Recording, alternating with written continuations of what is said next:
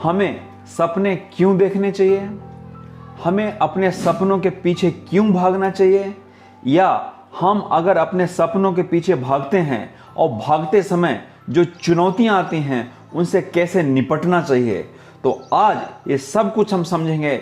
एक बहुत ही fantastic book है, बेस्ट सेलिंग बुक है, उसका नाम है द अल्केमिस्ट। तो चलिए शुरू करते हैं।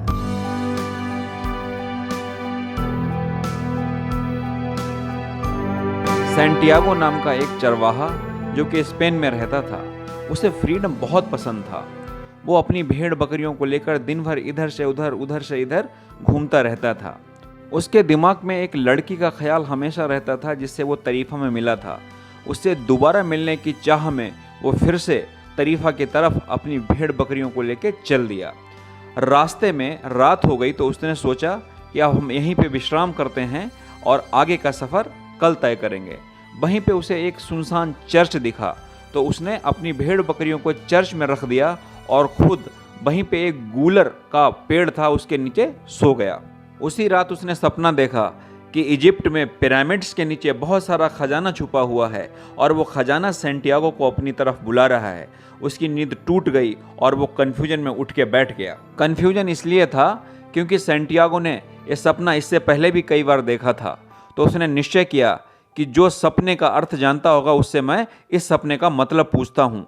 पता किया उसने, वहीं पे एक बुढ़िया रहती थी जो कि लोगों को उनके सपने का मतलब बताती थी।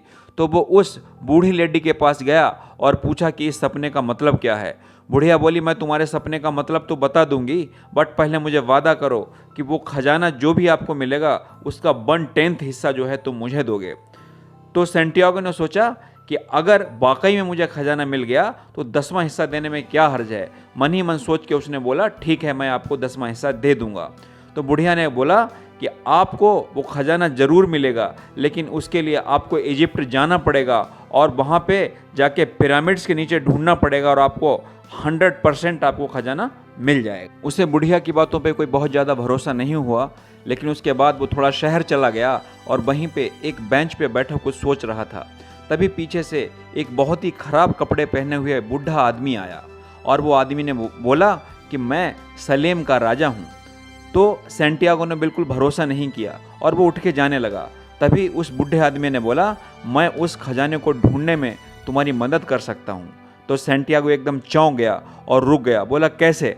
तब उस बूढ़े आदमी ने बताया कि हर आदमी की लाइफ में एक पर्सनल लीजेंड होता है, मतलब कोई ऐसा काम जिसके लिए वो बनाया गया है, जिसके लिए ऊपर वाले ने उसे भेजा है। तो तुम उस पर्सनल लीजेंड को तलाश करो और उस पर्सनल लीजेंड को तलाश करने में जितने भी रास्ते, जितने भी मुश्किलें, जितने भी लोग मिलेंगे वो सब एक से एक यूनिक होंगे। उस बूढ़े आदमी से कन्विंस होकर सैंटियागो ने अपने भेड़ बकरियां सब बेच दिए और उनसे जो भी पैसे मिले वो पैसे लेके शिप पे सवार हो गया, शिप जो कि अफ्रीका जा रहा था। इस तरीके से उसकी अफ्रीका की जर्नी शुरू हो गई। शिप सबसे पहले मोरक्को पहुंचा। सैंटियागो शिप से उतरा, लेकिन कुछ ही दूर जा पाया था कि वहाँ कुछ चोर या लुटेरे जो थे उन्होंने सैंटियागो के पास जितना भी पैसा था वो सब छीन लिया।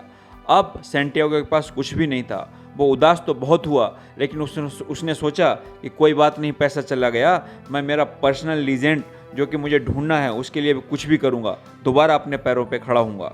तो काम की तलाश में वो वहाँ पे एक क्रिस्टल मर्चेंट के पास गया। क्रिस्टल मर्चेंट की दुकान में जो भी चीज़ें रखी हुई थी वो थोड़ी गंदी हो गई थी। सैंटियागो ने उस क्रिस्टल मर्चेंट से बोला कि मैं आपकी जो भी चीज़ें रखी हुई हैं बेचने के लिए, मैं उन सबको साफ़ कर दूंगा, आप केवल मुझे खाने के लिए दे देना। तो क्रिस्टल मर्चेंट तैयार हो गया। दोस्तों, अगर आपको मेरे चैनल की कहानियाँ, बुक समरीज अच्छी लगती हैं तो प्लीज़ लाइक करें, शेयर करें और अगर आप मेरे चैनल पे पहली बार आए हैं तो सब्सक्राइब ज़रूर करें। Thank you. लेकिन सैंटियागो ने इतनी बढ़िया से चीज़ों को साफ़ किया कि जैसे ही वो साफ़ कर करके रखता गया तो क्रिस्टल मर्चेंट की सेल बढ़ गई, उसकी चीज़ें बहुत अच्छे से बिकने लगीं। तो क्रिस्टल मर्चेंट ने सोचा कि अगर ये इतना बढ़िया काम कर रहा है तो क्यों ना इसको परमानेंट जॉब दे दी जाए।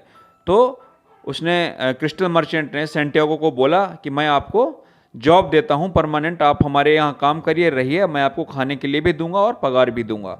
तो उसने 1 से 2 साल वहाँ पे काम किया और अच्छे से पैसे जमा किए। अच्छी सेविंग हो जाने के बावजूद वो अपना मिशन नहीं भूला था।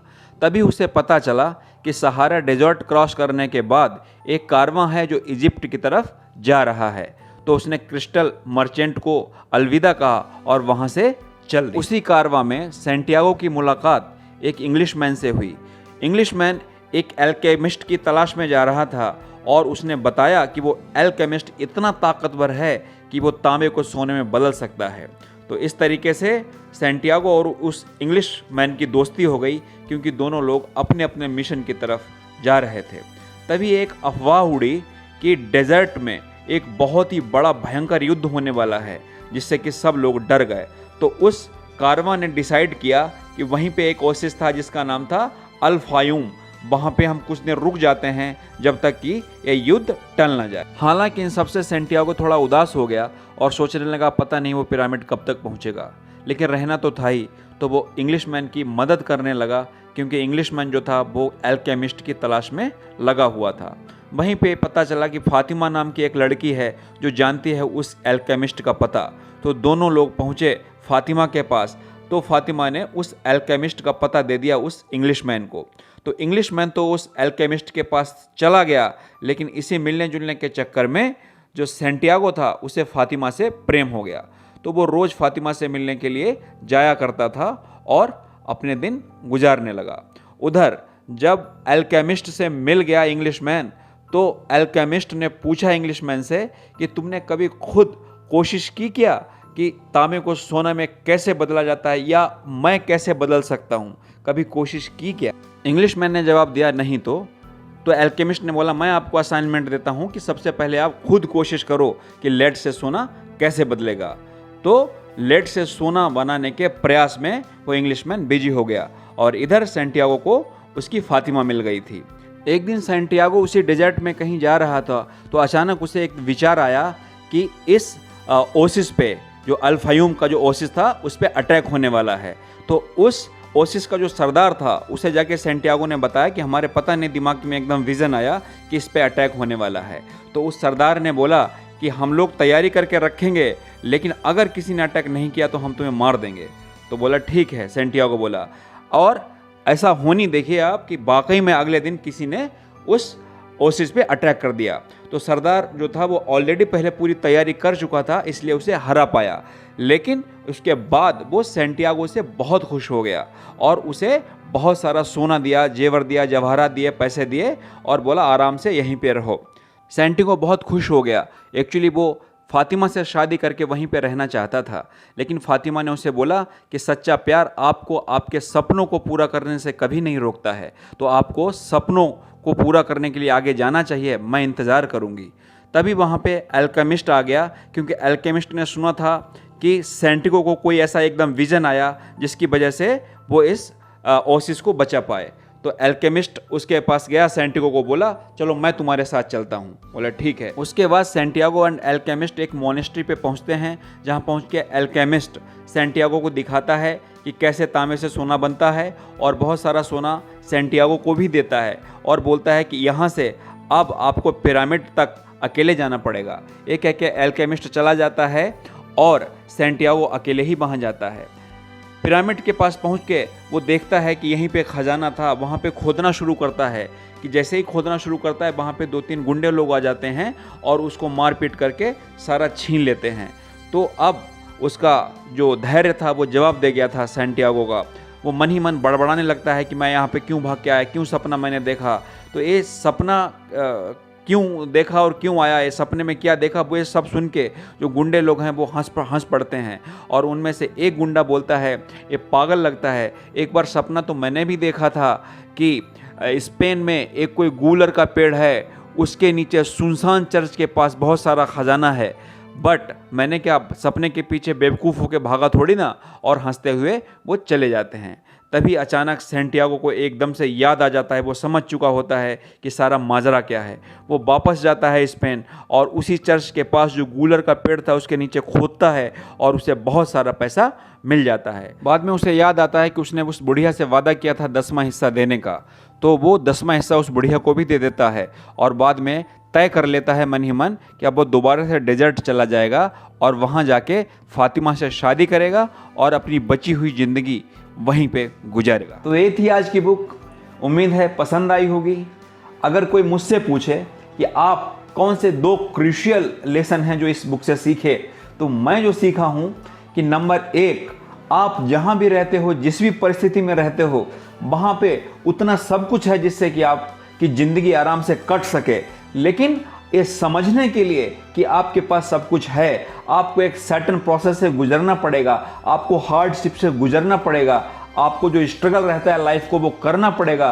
तभी आपके समझ आएगा कि यस, जहाँ पे मैं रहता हूँ, जैसे भी रहता हूँ, वहीं पे जो रिसोर्सेस हैं उनका प्रॉपर तरीके से यूटिलाइजेशन करके हम अच्छे से रह सकते हैं।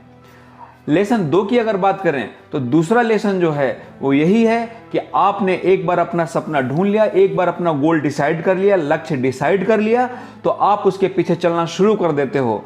लेकिन रास्ते में कितना भी लालच आए, कितने भी प्रलोभन आए, तो आपको वहां पे रुकना नहीं है, आपको आगे चलते जाना है और एक ना एक दिन आपको अपना लक्ष्य जरूर मिलेगा। चलिए मिलते हैं अगले एक और ऐसे ही मजेदार वीडियो के साथ। टिल देन आप अपना ख्याल रखिए, अपनों का ख्याल रखिए। नमस्कार।